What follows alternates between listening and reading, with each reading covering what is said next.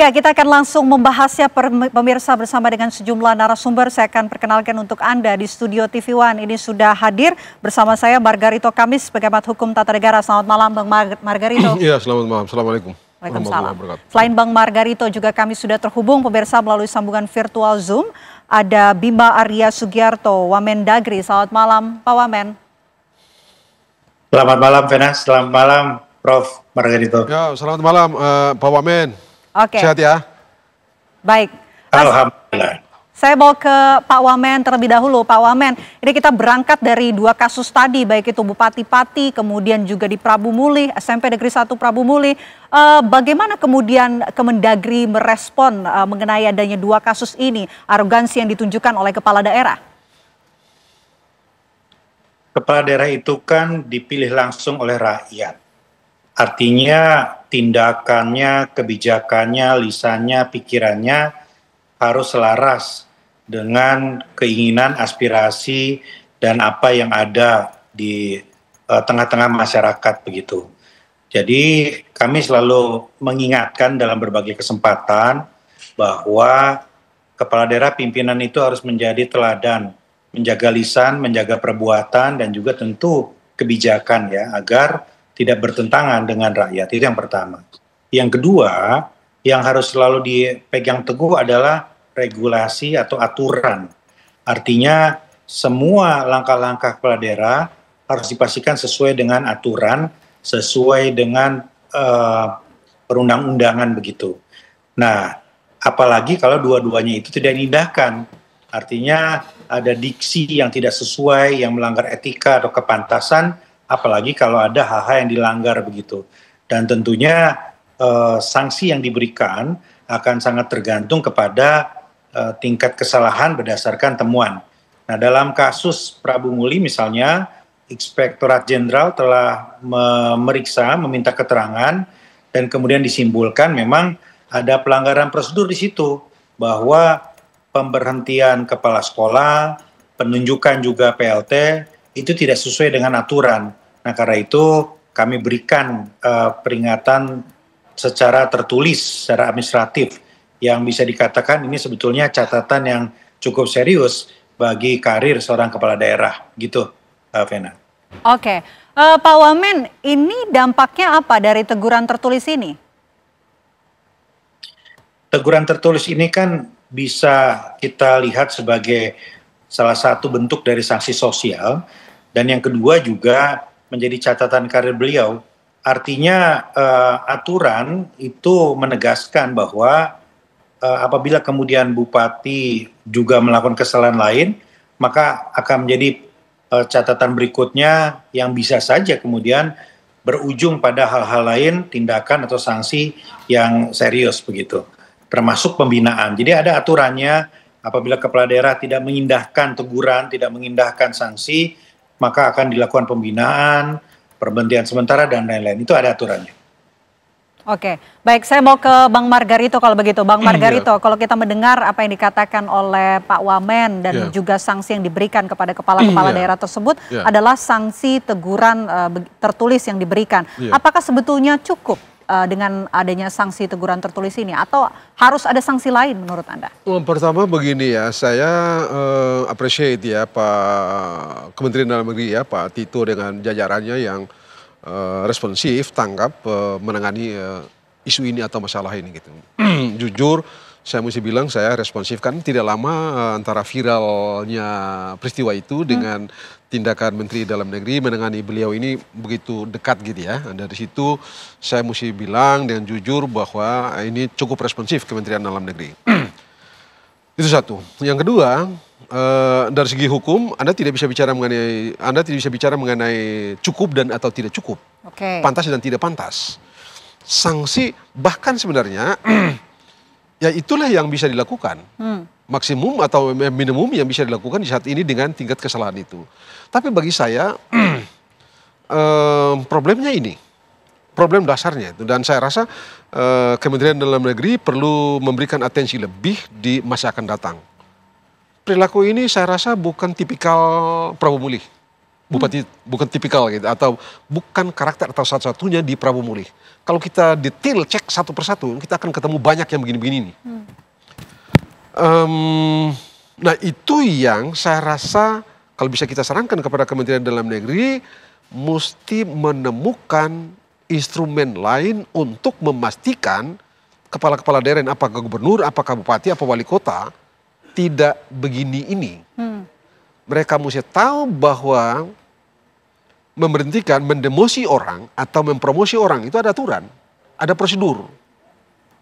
Kalau kita lihat kasus ini terlihat betul prosedurnya dilanggar habis.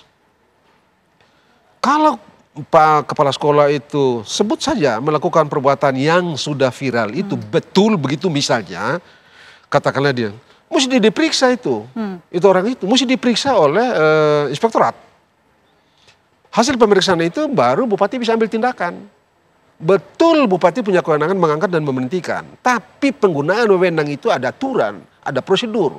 Wewenang mesti jelas, prosedur yang dipakai mesti jelas. Nah ini sama sekali tidak sejauh ini kalau fakta yang sudah beredar gitu. Nah karena itu pada titik itu saya mesti bilang bahwa apa yang dilakukan Kementerian Dalam Negeri itu tepat memberikan teguran ya. Sebegini jauh kan cuma teguran karena memang sistemnya tidak memungkinkan Menteri Dalam Negeri memberhentikan orang ini. Nggak bisa, Menteri Dalam Negeri nggak bisa berhentikan. Tapi bukan tidak bisa diberhentikan, hanya prosedur pemberhentiannya lain lagi. Anda lihat saja tadi di VT itu kan soal Pati itu.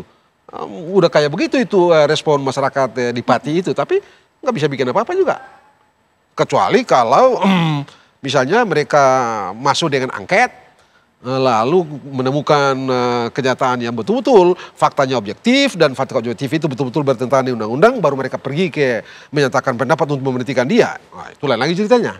Tapi kalau tidak begini-begini aja nih. Begitu itu. Pada titik ini rasanya memang perlu ditata lagi, diciptakan lagi tatanan yang memungkinkan Kementerian Dalam Negeri memiliki keleluasaan untuk menemukan betul-betul tampil sebagai pengawas, tampil sebagai pembina, sebagai pengendali pemerintahan daerah. Tapi secara aturan perundang-undangan memungkinkan untuk kemudian menemukan celah itu? Kalau misalnya DPRD sana sekarang, angket dia. Mulailah saja dengan hak interpelasi dia. Habis interpelasi, angket dia baru. Nah itulah prosedur yang tersedia dalam Undang-Undang 23 2014 tentang pemerintahan daerah. Di luar itu nggak bisa. Menteri Dalam Negeri nggak bisa berhentikan dia. Jadi yang paling mungkin dilakukan oleh Pak Menteri Dalam Negeri atau Kementerian Dalam Negeri ya sebatas yang ada sekarang. Tidak bisa lebih dari itu. Potong mereka punya anggaran nggak bisa. Karena kalau potong anggaran ada problem lah gitu. Rakyat nggak salah kok Anda potong anggaran.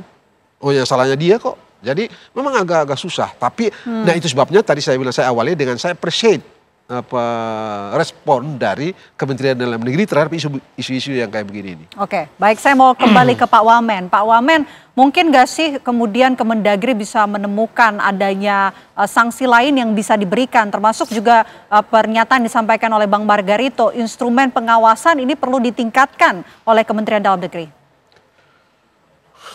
Sekali lagi saya sampaikan bahwa sanksi itu kan sangat ditentukan terhadap pelanggaran yang dilakukan begitu ya. Dan setelah melalui proses pemeriksaan, pelanggaran yang ditemukan oleh teman-teman inspektorat adalah pemberhentian kepala sekolah dan penunjukan PLT itu tidak sesuai dengan aturan. Jadi teman-teman kepala daerah semestinya bisa memahami bahwa ada undang-undang, ada peraturan menteri yang menjadi dasar untuk melakukan rotasi kepegawaian termasuk kepala sekolah. Jadi ada sistem informasinya, jadi ada semacam aplikasinya. Kemudian ketika ada PLT juga nggak bisa main tunjuk bertugas, kan harus ada penandatangannya, harus ada keluar SK-nya begitu. Nah ini berdasarkan pemeriksaan ini tidak ditemukan proses seperti itu. Nah karena itu diberikan sanksi tertulis. Nah semestinya kepala daerah itu memahami hak dan kewenangannya sejauh mana. Nggak bisa semuanya itu dilakukan tanpa berdasarkan aturan begitu. Dan semestinya juga kepala dinas mengingatkan. Ya, jadi bisa saja kepala daerah nggak paham, nggak tahu atau lupa. Dan disitulah tugas dari staf-staf sekelilingnya ini mengingatkan kepala daerahnya begitu. Dan memang harus kami akui ya, saran dari Prof. Margarito juga saya kira baik sekali ya, harus ada mekanisme yang terus-menerus mengingatkan, mengedukasi teman-teman kepala daerah agar bisa memahami hak dan kewajibannya, ya termasuk yang meliputi kewenangannya tadi, begitu kira-kira. Oke, baik. Kalau kita tahu di awal ketika Presiden Prabowo Subianto membentuk kabinet, dia juga sempat dibuat semacam retret begitu ya, retret pembinaan. Tapi kan sepertinya retret kemarin ini tidak untuk spesifik komunikasi publik dan juga cara merespon publik begitu, berkomunikasi dengan publik. Apakah Kemendagri ini merencanakan begitu salah satu solusi pembinaan yang bisa diberikan kepada para kepala daerah ini, Pak Wamen? Ya, dalam retret itu kan substansi yang diberikan itu cukup banyak. Salah satu yang diberikan adalah materi komunikasi publik, materi tentang bagaimana berhadapan dengan publik dan media begitu. Tapi kan itu satu saja, dan materinya juga sejam atau 2 jam begitu ya. Artinya tidak cukup hanya disampaikan sekali. Ya, ini adalah proses pembelajaran yang agak panjang begitu ya. Nah, tapi yang ingin kami sampaikan juga adalah bahwa kami memahami bahwa ada hal-hal yang harus dikoreksi dari teman-teman kepala daerah. Tapi seringkali hal-hal lain yang positif, yang baik, yang berprestasi itu kan juga banyak begitu ya, yang menjadi contoh. Tapi ketika satu terjadi, ya ini kemudian membuat kita seperti harus mengevaluasi secara keseluruhan begitu. Nah, jadi mari kita lihat ini secara proporsional. Ada beberapa evaluasi yang harus dijadikan pembelajaran ke depan, tetapi mari kita apresiasi juga prestasi-prestasi lain dari kepala daerah begitu ya, yang kemudian juga bisa jadi merupakan buah positif dari retret atau pembinaan dilakukan oleh pemerintah pusat. Oke, baik. Tentunya kita masih ingin membahas ya bagaimana kemudian langkah apa yang harus dilakukan agar kasus-kasus yang sebelumnya ini menjadi sorotan seperti yang dilakukan oleh kepala daerah yang menunjukkan arogansinya kepada publik ini tidak terulang lagi. Kami akan membahasnya untuk Anda sesaat lagi, pemirsa, tetaplah bersama kami.